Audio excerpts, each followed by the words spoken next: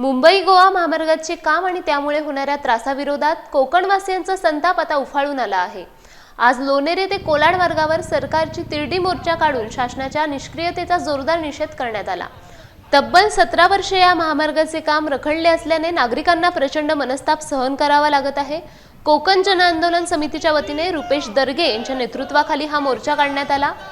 यामध्ये लोणेरे विभागातील विविध सामाजिक संघटना, रिक्षा चालक संघ, युवक मंडळे आणि स्थानिकांनी मोठ्या संख्येने सहभाग घेतला। रिक्षा चालकांनी आपल्या वाहनांवर काळ्या फिती लावून शासनाविरोधात नाराजी व्यक्त केली।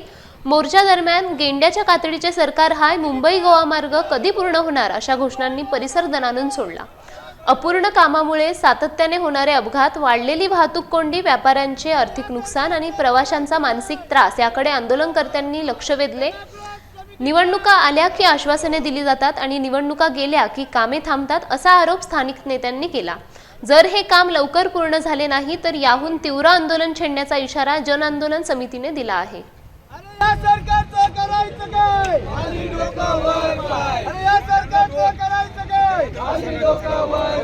आज 6 डिसेंबर आज बाबासाहेबांना अभिवादन करून आम्ही जनाक्रोश समिती मुंबई गोवा महामार्गाचे जे रखडलेलं काम आहे त्या संदर्भात एक तिरडी यात्रेचं आयोजन केलेलं आहे आणि इथे स्थानिकांनी काही व्यथा आमच्याकडे मांडल्या, जसं पेलगाव आहे, नानपल्ली आहे, या ठिकाणी ब्रिजेस झालेले आहेत, अंडरपास आहेत, पण त्याला कुठेही सर्व्हिस रोड दिलेले नाही आहेत आणि त्याच्यामुळे भयंकर मोठे अपघात होण्याची शक्यता आहे आणि कित्येक अपघात होताना वाचलेले आहे। म्हणून सर्व ग्रामस्थ इथे आपल्याला इथे पाठिंबा द्यायला आलेले आहेत। आणि शासनाला आणि प्रशासकीय यंत्रणेला आमची हीच मागणी आहे की लवकरात लवकर या सर्व त्यांच्या ज्या मागण्या आहेत त्यांची पूर्तता करावी, नाहीतर स्थानिकांनी इथे तीव्र आंदोलनाचा इशारा दिलेला आहे, याची शासनाने नोंद घ्यावी।